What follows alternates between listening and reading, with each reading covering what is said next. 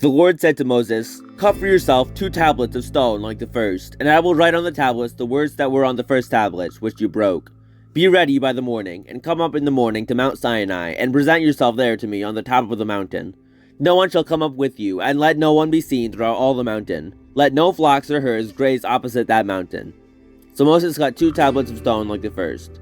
And he rose early in the morning, and went up on Mount Sinai, as the Lord had commanded him, and took in his hand 2 tablets of stone.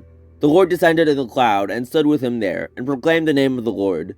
The Lord passed before him, and proclaimed, the Lord, a God merciful and gracious, slow to anger, and abounding in steadfast love and faithfulness, keeping steadfast love for thousands, forgiving iniquity and transgression and sin, but who will by no means clear the guilty, visiting the iniquity of the fathers on the children and the children's children, to the 3rd and the 4th generation. And Moses quickly bowed his head toward the earth and worshipped.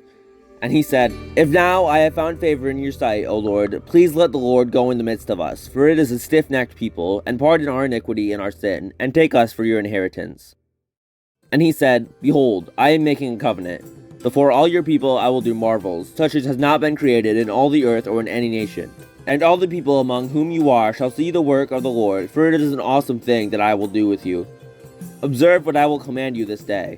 Behold, I will drive out before you the Amorites, the Canaanites, the Hittites, the Perizzites, the Hivites, and the Jebusites. Take care, lest you make a covenant with the inhabitants of the land to which you go, lest it become a snare in your midst. You shall tear down the altars, and break their pillars, and cut down their Asherim. For you shall worship no other God. The Lord, whose name is a jealous God. Lest you make a covenant with the inhabitants of the land, and when they war after their gods, and sacrifice to their gods, and you are invited, you eat of a sacrifice, and you take of their daughters for your sons, and their daughters war after their gods, and make your sons war after their gods. You shall not make for yourself any gods of cast metal. You shall keep the feast of unleavened bread. 7 days you shall eat unleavened bread, as I commanded you, at the time appointed in the month of Abib, for in the month of Abib you came out from Egypt. All that opens the womb are mine, all your male livestock, the firstborn of cow and sheep. The firstborn of a donkey you shall redeem with a lamb, or if you will not redeem it, you shall break its neck. All the firstborn of your sons you shall redeem, and none shall appear before me empty-handed. 6 days you shall work, but on the 7th day you shall rest. In plowing time and in harvest you shall rest. You shall observe the feast of weeks, the first fruits of wheat harvest, and the feast of ingathering at the year's end. 3 times in the year shall all your males appear before the Lord God, the God of Israel. For I will cast out nations before you, and enlarge your borders. No one shall covet your land, when you go up to appear before the Lord your God 3 times in the year. You shall not offer the blood of my sacrifice with anything leavened, or let the sacrifice of the feast of the Passover remain until the morning. The best of the first fruits of your ground you shall bring to the house of the Lord your God. You shall not boil a young goat in its mother's milk. And the Lord said to Moses, "Write these words, for in accordance with these words I have made a covenant with you and with Israel." So he was there with the Lord 40 days and 40 nights.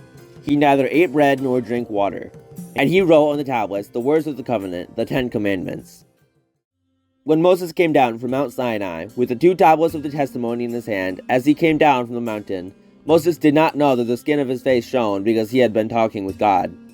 Aaron and all the people of Israel saw Moses, and behold, the skin of his face shone, and they were afraid to come near him.